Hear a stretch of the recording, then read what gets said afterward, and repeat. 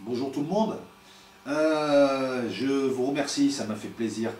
J'ai vu tous vos commentaires sur la vidéo d'Aziza. Je suis vraiment très content de l'accueil qui a été fait à cette vidéo. Je suis content de voir que les gens ne se sont pas trompés sur mes intentions. Je suis content de voir autant de pouces hauts. Je suis content de voir que... Je suis content tout simplement. Et plutôt que de répondre à chacun message après message, ça va me demander trop de temps. Je préfère faire une vidéo et relever un certain nombre de messages et vous répondre de vive voix. Ça fait partie de la relation que nous avons, parce que sans vous, je ne suis rien. Et je préfère plutôt personnaliser les réponses, mais les donner au plus grand nombre, parce que peut-être que d'autres personnes voudront me poser les mêmes questions, voudront me faire les mêmes remarques, et à ce moment-là, ils auront leurs réponses au travers de cette vidéo. Je trouve que c'est bien ce système de vidéo. Alors, les deux derniers messages, je vais les passer. Alors moi j'avais mis, donc c'est bon. Si parmi vous il y a des gens qui voient leur message pas passer, ou qui me disent je comprends pas, je peux pas aller là, ben écoute gars, je vais te le dire honnêtement, c'est qu'à un moment donné tu es venu me troller quelque part sur les hangouts et que tu as oublié, c'était il y a quelques mois et j'ai dû te bloquer ou je ne sais quoi. Change de pseudo et reviens, c'est tout. Et puis bon, après que tu m'aies trollé, c'est pas très grave. Si tu reviens avec des bonnes intentions, il n'y a pas de souci. On a tous trollé, etc. Donc voilà. Donc je reprends un peu les messages pêle-mêle. Excusez le bruit de l'ordinateur. Donc Bjorn Ours me dit que le problème de Valls avec les Arabes n'est pas sa liaison avec Israël. Oui, oui. Je crois qu'il n'a jamais accepté que son pays d'origine s'est fait enfiler par les Arabes. Non, le problème de Valls, il est simple. Hein. Valls, c'est un névrosé, c'est un psychopathe, et il croit qu'il a trouvé son filon. Ce qu'il y a, c'est qu'il lasse tout le monde.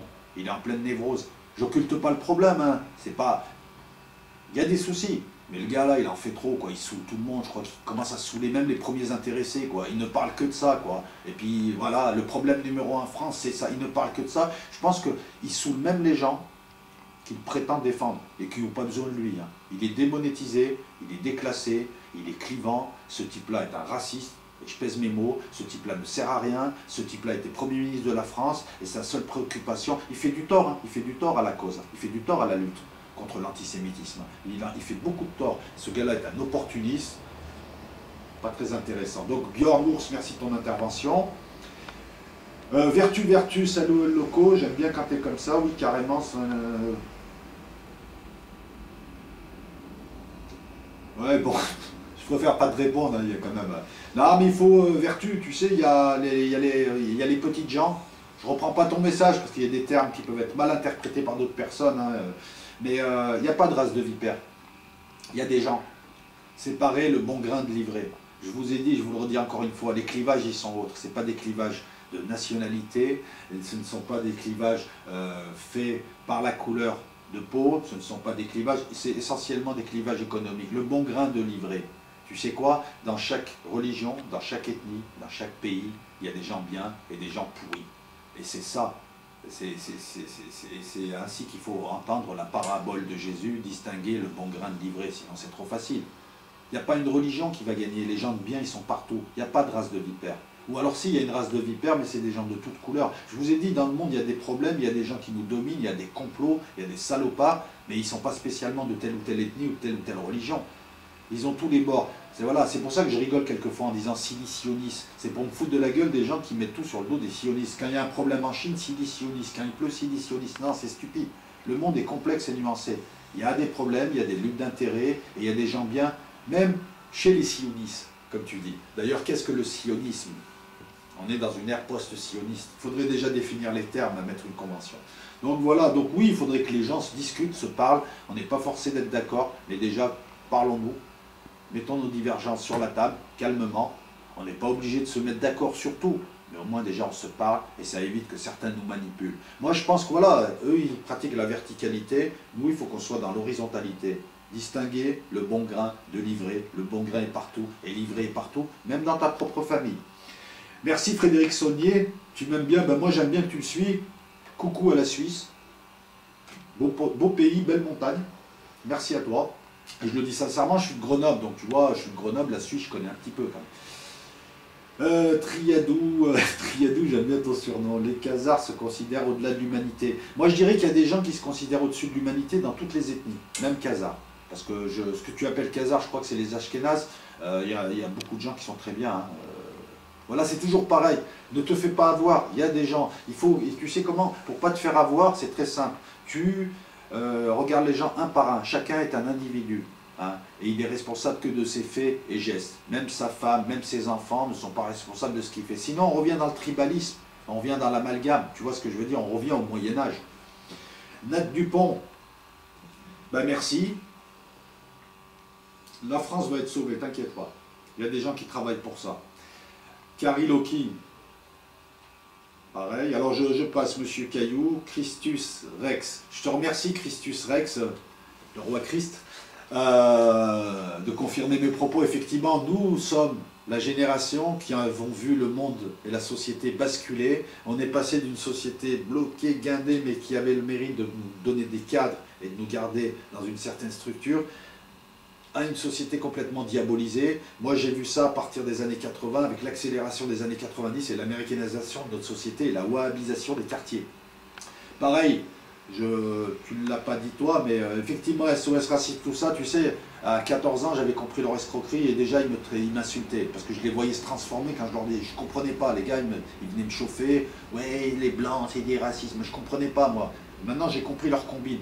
Enfin, j'ai compris, je l'avais comprise déjà, ça me troublait. Et ils ne m'aimaient pas, ces gens. Et effectivement, on a basculé vers le n'importe quoi. Alors quand je dis quartier, moi quand je parle de racaille, je pense pas, j'aime pas les amalgames, je pense pas spécialement au quartier. Je connais beaucoup de gens dans les quartiers marseillais et ailleurs, des gens comme ça. Et je connais aussi beaucoup de pourriture dans les centres-villes. Non, quand on dit racaille, ça vise toutes les couleurs. Moi, je vous promets qu'avec mon expérience, et je connais un peu la rue, je connais même bien la rue, je peux vous dire que des racailles, il y en a toutes les couleurs et des gens bien toutes les couleurs. Donc quand je dis racaille, pensez pas quartier, parce que c'est vous qui pensez quartier. Je dis pas ça pour toi, Christus Rex. Balance ton banquier. Non, Alphaman, moi je voudrais mettre plutôt le hashtag brûle ton banquier, avec un journaliste. Et un journaliste diabétique, ça fera du caramel. Les Iraniens ainsi que les Coréens du Nord sont intouchables, d'autant qu'il y a la Chine et la Russie derrière.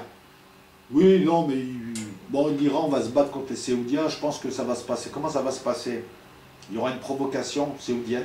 Le Saoudien, c'est un peu comme dans le dîner de cons. Hein. Les Saoudiens, c'est François Pignon, vont aller provoquer les Iraniens. Les Iraniens vont répliquer, la guerre démarra comme ça. Je pense qu'Israël va taper le Liban et la Syrie pour bloquer le Hezbollah. Et puis il y aura les alliances qui joueront. Je dis ça de manière neutre, hein. Commencez pas à vous enflammer. Et puis après c'est parti, ça sera le dernier avatar de la guerre de Gog et Magog, parce que dans pas longtemps on va dire paix et sécurité, puisqu'il y a la conférence à Astana et tout le monde semble être d'accord. Et les Iraniens et les Turcs avec Erdogan et Gog qui est là au milieu, qui leur fait, voilà, il a réussi à unifier tous les peuples. Et je vous rappelle que le peuple de Gog, moi comme on me le décrivait il y a encore 30 ans, c'était des petits trapus, enfin des turco-mongols. Et là, on retrouve tous les ingrédients. Donc, il ne reste plus que cette guerre-là, et on y est. On y est, les gars, on y est, ça sent la poudre. Peut-être que ce n'était pas pour septembre, peut-être que ça n'a pas été pour octobre, peut-être que ce ne sera pas pour novembre, mais on y est, là, on y est, on y est. Ça va partir. Ça va être rapide, ça va être meurtrier, et ça va peut-être basculer en Europe. On y est, les gars. Donc après, pour ceux qui me disent, eh, mais tu m'avais dit le 23 septembre, à midi moins le quart, il y aura... Non, ben écoute, je me suis trompé, mais moi j'essaye. Par contre, on y est. Pour ce qui est de la tendance, on y est. Et si tu ne me crois pas, tous les grands, tous les analystes, tous les gens bien plus intelligents que moi et toi réunis multipliés par 10 te diront qu'on y est là, on y est. Voilà. À un moment donné, un matin, tu vas te lever, tu vas voir que c'est parti. Ça va partir, ça va aller vite, ça va zouker grave, et il y aura des millions de morts de tous les côtés. C'est pour ça que je vous dis, les gens, on perd, nous, hein, quelle que soit l'issue de la guerre. De toute façon, que ce soit les Iraniens, les Coréens, les Américains, les Israéliens, ce que tu veux, il y aura des morts de partout, il y aura des braves gens de tous les côtés qui vont mourir. Xam Sour, non, Xam S. Merci. Alors je fais vite. Artax 33. Alors Artax 33, tu me dis, on s'est fait coloniser. L'Europe est une entité colonialiste soutenue par Israël, qui eux soutiennent en commun avec l'OTAN les terroristes. Ça va péter en France. Là, je ne suis pas du tout d'accord avec toi. L'Europe, c'est un continent. C'est le continent qui, ces 500 dernières années, a fait évoluer tout un tas de choses. L'Europe a apporté plus de bien que de mal. Après, oui, tu as eu des gouvernements qui ont pratiqué la colonisation au 19e siècle, qui la repratiquent maintenant. C'est des gouvernements qui ne représentent pas les Européens, parce que sinon, là, tu tombes dans une forme de racisme. J'en ai déjà parlé, la colonisation, tout le monde l'a fait, les guerres, tout le monde l'a fait. Et franchement, on vit en Europe. Je crois que c'est le meilleur endroit encore sur Terre pour vivre. On vit bien en Europe. J'ai mon café, j'ai mes cigarettes, parce que ceci est une cigarette, c'est pas un joint, je ne fume pas de joint, c'est des cigarettes. D'accord? C'est des cigarettes roulées. Faut arrêter. Là, Artax, je ne suis pas d'accord avec toi, si je puis me permettre. L'Europe n'est pas une entité colonialiste. Qu'est-ce qui va aider en Afrique? Qu'est-ce qui va aider? Je veux dire, les peuples européens ne sont pas responsables de ce qu'ils arrivent, ils sont autant victimes. C'est toujours pareil, c'est un petit peu comme On veut nous opposer aux Européens. Moi, je ne veux pas m'opposer aux Européens. C'est mes amis sont partout, et mes ennemis aussi. Voilà, non, l'Europe n'est pas une entité colonialiste. Quant à Israël, c'est compliqué, Israël. Je veux dire, est-ce que tu connais Israël? Est-ce que tu sais ce qu'il y a? Je veux dire, tout le monde n'est pas colon avec un M16 en train de tirer sur des Palestiniens. T'as de tout. Va lire arrête. Va lire. Il y a des gens à Israël, ils vivent, c'est tout. T'as plein de gens, ils vivent. L'autre, il va à la plage faire du surf. L'autre, ils s'en foutent. Ce qu'ils veulent, c'est juste exister, qu'on leur casse pas les couilles. Après, parmi eux, il y a des gens que je n'apprécie pas. Et je vais y venir tout à l'heure en répondant à Sharon. Sharon Stone, je crois qu'elle s'appelle, ou qui s'appelle. Mais non, Artax, tu fais le plaisir de nos ennemis en étant sans nuance. Et je pense, je le prends pas mal, que c'est du racisme, ça. Il ne dit pas l'Europe, je sais pas. Tout à l'heure, je suis descendu, j'ai croisé plein d'Européens, ils n'ont pas essayé de me coloniser. Je veux dire, ils font leur vie, je fais ma vie. J'ai beaucoup de mon entourage est très blanc, et l'a été en tout cas pendant très longtemps. Non, non, non, non. Tout le monde est fautif. Et les pays arabes, alors, et ceux qui se laissent coloniser, et ceux qui se sont endormis, encore quand je dis les pays arabes, les peuples n'y sont pour rien. Et ces gouvernements arabes qui baissent la culotte. Hein, excuse-moi, les Américains foutent le bordel et tuent les Arabes depuis 30 ans, et qui c'est qui leur achète du matos? C'est des pays arabes, c'est des gouvernements arabes. C'est quoi? Ça veut dire quoi? Je te le rappelle une dernière fois, hein, les relations internationales, c'est pas le monde des bisounours. Si tu te laisses faire, le gars d'en face, il n'y a pas d'amis, hein. Il n'y a que des partenaires du moment. Voilà, il faut arrêter de voir en termes de... C'est pas, je sais pas, c'est pas plus belle la vie, quoi. C'est pas, oh, on est amis, voilà, allez, on va écrire nos initiales. Le monde est dur, hein. Dès qu'un État met un genou à terre, par exemple la Chine et la Russie ne sont pas amis, c'est juste des partenaires stratégiques. Donc il ne faut pas penser en termes de... À un moment, quand tu es faible, les autres en profitent. Et quand tu es fort, tu as un peuple éduqué, donc tu as une science, donc tu peux avoir une vraie armée électroniquement parlant, tu as une vraie économie et tu te protèges bien, personne ne vient t'emmerder. C'est la vie, c'est comme ça, la vie des relations, ce sont les relations internationales.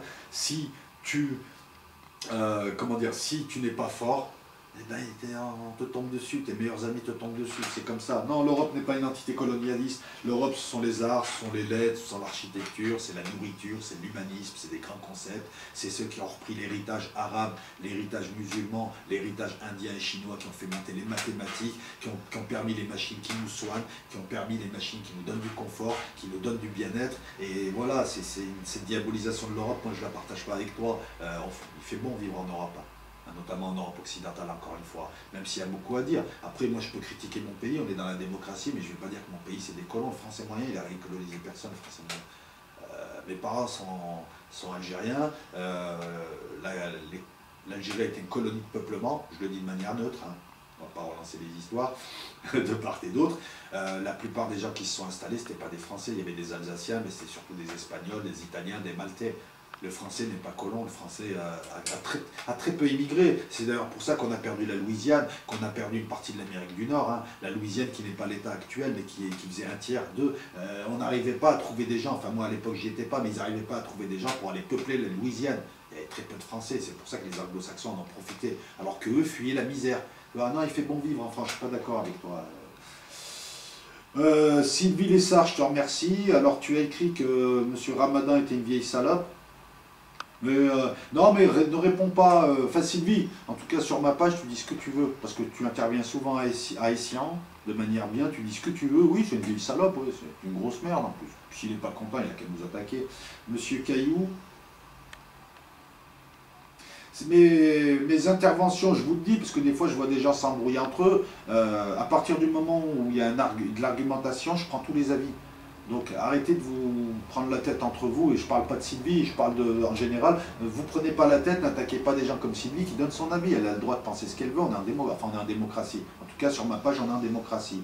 Artax, merci, j'ai fait tourner ta vidéo, il n'y a pas de problème. Je te remercie. Alors, ouais, Val, c'est une pute. Bien sûr que c'est une pute. Hein. Et encore, si tu savais en privé ce que je dis, hein, j'ai toujours un bon mot en privé, mais bon, là, je suis pas Jamel Debout, je vais pas faire un one-man show. Dadigno, partage à bloc. Cette vidéo sur Aziza, vous pouvez la partager sans problème. Oui, ça me fait plaisir qu'il tombe. Hein. C'est dommage, il avait tout pour lui. Enfin, il était beau gosse, il était intelligent, il était grand, il était courageux, il boxait bien, il boxait un petit peu comme Rico Rams, au niveau de... bref, El Tounsi, Sahid, Shukran. Ouais, je pose toujours mes couilles, hein. Normal, hein. Il n'y a que la sincérité qui paye. Tu vois, je viens pas jouer un jeu. C'est pour ça que je prépare très peu mes interventions. Enfin, je les prépare dans la tête, j'en discute et tout, notamment avec ma cadreuse magique. On discute de ça, on est politisé. Mais après, ouais, je pose mes couilles. Je pense que pour parler aux gens, il faut parler avec son cœur, quoi. Faut pas mentir. Voilà, si déjà la personne en face, elle n'est pas con, elle sent si tu joues un jeu ou pas. Je pose mes couilles. J'ai le mérite de la franchise. Voilà, qu'on aime ou on n'aime pas. Mais quelque part, moi, quand je suis avec toi, je suis avec toi. Voilà, c'est là qu'il faut que je regarde et pas là, de la déformation. Caterpillar, merci. Eric Lencher, merci. Soral, ben Soral a toujours dit, a toujours eu de l'avance sur tout. Hein. On l'a moqué, mais à chaque fois, il annonçait ce qui allait arriver, clairement. Voilà, ce que je te dis, le gars a vulgarisé des choses complexes et il les a amenées au peuple. Il a fait un véritable travail d'éducation populaire, comme le sous-entend Franck Lepage. Cyril Mencucci, pardon. J'ai cru que tu t'appelais Menucci parce qu'ici il y a un député qui s'appelle, enfin un ancien député qui s'appelait Patrick Menucci du Parti Socialiste. Je me suis dit tiens c'est Patrick Menucci. Merci à toi en tout cas. Joey Juncker, merci. Sagremort, oui c'est un meilleur format. Bah disons que je crois que j'ai ce qu'il y a de meilleur en cadrage là, dans le monde et dans la galaxie. Je crois qu'à ce moment j'ai ce qu'il y a de meilleur. Bref, pas ta star non plus. Si lui, hop. Saber, bah écoute Saber, j'espère que... Ouais, non, Saber, il n'y a pas de liberté d'expression en France, on le sait, à cause d'un certain nombre de personnes. On a encore beaucoup de droits par rapport à ailleurs, mais il n'y a pas la liberté qu'on peut avoir. Tu te rends compte, Saber, qu'il y a des... Par exemple, sur le problème palestinien, israélo-palestinien, on a une meilleure liberté de ton en Israël qu'en France. Je vois la presse israélienne qui va beaucoup plus loin. Ici, tu as le malheur de faire... Alors, tu fais un photomontage pour désigner des gens, et uniquement des gens, qui tiennent la presse et qui nous cassent les couilles par l'argent, et tu te retrouves antisémite d'un coup. Enfin bref, voilà. Bon, on va accélérer. Jean Didou, il reste combien de temps? Vas-y, dis-moi. Enfin, fais un geste. 2 minutes, d'accord. T'inquiète, on prend après. Il y en a plein le cul toute cette merde. Ah ouais, j'ai acheté du PQ d'ailleurs et ça suffit pas, quoi. Moi qui pensais qu'il était gay, une pourriture de moins sur le PAF. Ouais, moi je pensais pas, je m'intéressais pas trop, Jean Didou, à son orientation sexuelle, parce qu'à partir du moment où ça n'a pas de conséquences politiques, l'orientation sexuelle, je m'en fous un peu en fait. Donc, je fais partie des gens qui... Voilà. Non, moi je pensais qu'il était con, et il était con. Et il l'est toujours. Sharon Stone, voilà, je vais surtout parler de ton mail. Déjà, je te remercie, j'aime bien le ton. Je suis content qu'on puisse discuter. On ne sera pas forcément d'accord sur tout, mais au moins il y a le respect, puis tu connais mes positions, tu sais qu'elles sont proches des tiennes. Alors, ça va peut-être couper là, mais de toute manière, on va la faire en 2 fois la vidéo. Là. Donc, ce que je vais faire, je vais peut-être attendre que ça coupe là. Ou alors je vais poursuivre, de toute manière, je m'en fous, je ne monte pas. Alors tu me dis, tu m'as souvent entendu critiquer Netanyahou, mais tu penses que tout est lié à l'écosystème qui m'entoure. Non. Alors, sache qu'autour de moi, il n'y a aucun antisémite. Aucun. Il y a des gens très politisés, mais il n'y en a aucun. Et sache qu'autour de moi, il n'y a aucun raciste, que ce soit dans ma famille, que ce soit mes amis ou autres. Voilà, je n'ai pas baigné dans ce milieu. Sache ensuite qu'à Marseille, les communautés ne se fréquentent pas forcément, mais se respectent. Il n'y a aucun problème. Par exemple, les gens du 5e ici peuvent se balader avec leur kippa. Je ne crois pas qu'il y ait eu des agressions. Il y a eu une fausse agression d'un prof qui s'est inventé un truc. Il y a peut-être eu une fois un truc, mais ici, ça ne marche pas comme ça. Parce qu'ici, si un mec à kippa se fait agresser dans un quartier, les gens viennent pour l'aider. Les gens, ici, c'est vivre et laisser vivre à Marseille. Chacun fait sa vie, et je te dis, c'est communautaire à la méditerranéenne, mais les gens, voilà, c'est chacun son truc, chacun sa vie, on se croise, on se salue, tranquille, le respect. Voilà. Donc déjà là-dessus, je peux t'assurer qu'en plus, non, il n'y a pas d'antisémite ou de raciste en général autour de moi, j'en veux pas, c'est tout. Moi, je ne suis pas hostile à Israël, tu sais bien que je suis pour la création d'un État israélien, d'ailleurs la question, elle ne se pose plus. Ça fait longtemps. Moi, je suis plutôt, tu vois, moi, je suis plutôt pour dire, eh bien, écoutez, Israël existe, maintenant, il faut vous faire une raison, les gars, il faut plutôt essayer d'allier les compétences et de dépasser le problème, tu vois. Mon truc, c'est que, alors, je pense que ce sera la 2e vidéo que je mettrai,